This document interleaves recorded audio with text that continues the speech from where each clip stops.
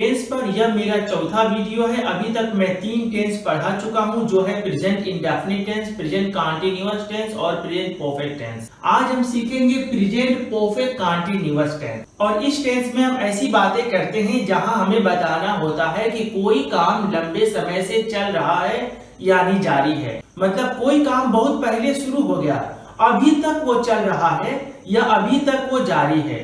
और ऐसे सेंटेंस को बोलने के लिए सबसे पहले आप बोलेंगे सब्जेक्ट, उसके बाद आप बोलेंगे हैव बीन या हैज बीन, यानी सब्जेक्ट को देखकर आप बोलेंगे हैव बीन या हैज बीन। उसके बाद आप बोलेंगे आईएनजी फॉर्म, फिर आप दे देंगे ऑब्जेक्ट। आमतौर पर ऐसे सेंटेंसेस के लास्ट में आता है ता रहा है, ती रही है या ते रहे हैं। और कभी कभी ऐसे सेंटेंस में बाद में टाइम भी आ जाता है, जैसे सुबह से, शाम से, 2 घंटों से, 4 बजे से, वर्षों से, कई दिनों से।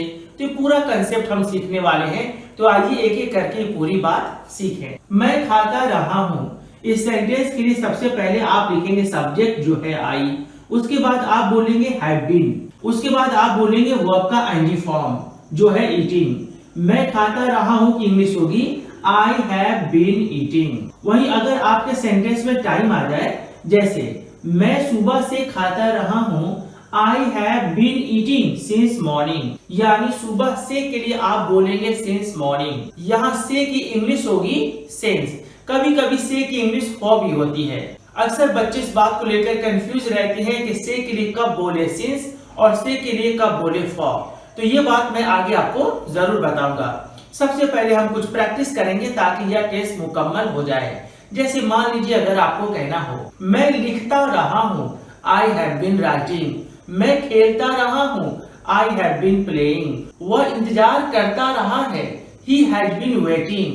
वह सोता रहा है, ही हैज बीन स्लीपिंग। अगर बात हम टाइम की कर ले तो मैं आपको बता दूं, जो टाइम आएगा उसके पहले हिंदी में आता है से, उसके लिए कभी हम बोलेंगे सिंस और कभी हम बोलेंगे फॉर। अभी सवाल है कब बोले सिंस और कब बोले फॉर। तो मैं आपको बता दूं, अगर हम दिन की बात करें और दिन का नाम भी ले, जैसे मैं कह रहा हूँ सोमवार से, मंगलवार से, गुरुवार से, रविवार से, मैं दिन की बात कर रहा हूँ और दिन का नाम भी ले रहा हूँ, आप बोलेंगे सिंस। लेकिन अगर मैं दिन की बात करूं लेकिन नाम ना लूं, जैसे अगर मैं कहूं कुछ दिनों से, कई दिनों से, 2 दिनों से, 4 दिनों से, बहुत दिनों से, यहाँ मैंने कई बार बोला दिन, लेकिन वो कौन सा दिन था?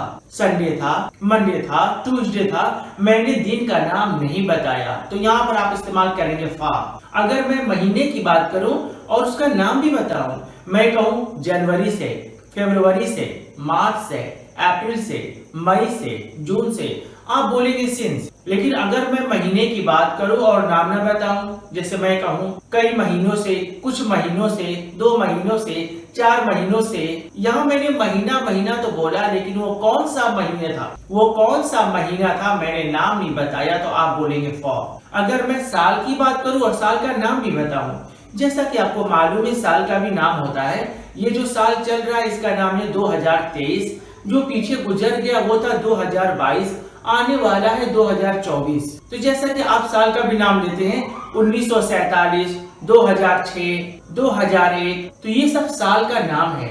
अगर मैं साल का नाम लूं तो आप बोलेंगे सिंस, जैसे 2005 से, 2009 से, सिंस 2005, सिंस 2009। लेकिन अगर मैं साल बोलूं लेकिन उसका नाम न बताऊं, जैसे 2 साल से, 5 साल से, कई साल से, कुछ सालों से, मैं साल तो बोला लेकिन वो कौन सा साल था? 1999 था, 1947 था, 2005 था, 2020 था, मैंने नाम नहीं बताया, आप इस्तेमाल करेंगे फॉर। आप कहेंगे for many years, for some years, for 2 years, for 3 years. वहीं अगर बात हम घड़ी की करें तो घड़ी में कभी होता है बजे और कभी होता है घंटा। जैसे 9 बजे से या 9 घंटे से, 10 बजे से या 10 घंटे से, 11 बजे से या 11 घंटे से। जब हम बोले बजे तो हम इस्तेमाल करेंगे सिंस, जैसे since 9 o'clock, since 10 o'clock, since 11 o'clock। लेकिन जब हम बोले घंटा तो हम इस्तेमाल करेंगे फॉर, जैसे 5 घंटों से फॉर 5 आवर्स, 2 घंटों से फॉर 2 आवर्स, 3 घंटों से फॉर 3 आवर्स। घंटा बोलेंगे फॉर लगाना है, बजे बोलेंगे सिंस लगाना है। इसके अलावा कुछ बातें उंगलियों पर सीख लीजिए। सुबह, दोपहर, शाम, बचपन, बुढ़ापा के साथ आप सिंस का इस्तेमाल करेंगे। यानी सुबह हो आप कहेंगे सिंस मॉर्निंग, दोपहर हो आप कहेंगे सिंस नून, शाम हो आप कहेंगे सिंस इवनिंग, बचपन हो आप कहेंगे सिंस चाइल्डहुड, बुढ़ापा हो आप कहेंगे सिंस ओल्ड एज। सुबह, दोपहर, शाम, बचपन, बुढ़ापा के साथ सिंस का इस्तेमाल किया जाता है। आइए कुछ एग्जाम्पल देखें ताकि आपको ये बात और आसानी से समझ में आ सके। मैं 2 घंटों से खेलता रहा हूँ। I have been playing for 2 hours। मैं 2 बजे से खेलता रहा हूँ। I have been playing since 2 o'clock। मैं 3 घंटों से रोता रहा हूँ। I have been weeping for 3 hours। मैं 3 बजे से रोता रहा हूँ। I have been weeping since 3 o'clock। तो फ्रेंड्स, उम्मीद करता हूँ कि यहाँ आपने अफर्मेटिव कंसेप्ट समझा कि इस तरह के सेंटेंस को बोलने के लिए सबसे पहले आप बोलेंगे सब्जेक्ट, फिर आप कहेंगे हैव बीन या हैज बीन, उसके बाद आप देंगे आईएनजी फॉर्म, फिर आप बोल देंगे ऑब्जेक्ट। अगर टाइम का भी जिक्र हो तो आप सिंस या फॉर के साथ आगे टाइम लिख देंगे। अगर बात आप नकारात्मक सेंटेंस की करें तो आप हैव या हैज के बाद यानी बीन के पहले नॉट का इस्तेमाल करेंगे। जैसा कि आप देख सकती हैं, मैं खाता रहा हूँ कि लिखा गया आई हैव बीन ईटिंग। अगर आपको कहना हो मैं नहीं खाता रहा हूँ, आप कहेंगे आई हैव नॉट, यानी हैव के बाद और बीन के पहले दोनों के बीच में आप दे देंगे not. I have not been eating, मैं नहीं जाता रहा हूँ। I have not been going, मैं नहीं हंसता रहा हूँ। I have not been laughing. आइए अब प्रश्नवाचक वाक्य देख ले, इंटरोगेटिव सेंटेंस देख ले ताकि आपकी लर्निंग मुकम्मल हो जाए। हम अपने पिछले 3 वीडियो में इस बात का जिक्र कर चुके हैं कि इंटरोगेटिव सेंटेंस 2 तरह के होते हैं। एक होते हैं yes no type interrogative sentence और दूसरा होता है question word interrogative sentence. Yes no type interrogative sentence मतलब वो सेंटेंस जिनकी शुरुआत क्या से होती है। इसका नाम yes no type interrogative sentence इसलिए है क्योंकि इसका आंसर यस या नो में ही होता है। तो आइए एक एक करके दोनों चीज को समझ लें। यानी सबसे पहले देखें yes no type interrogative sentence कैसे बोलना है, फिर देख लें WH वाला इंटरोगेटिव सेंटेंस कैसे बोलना है जिसमें आता है कब, क्यों, कैसे, कहां, क्या।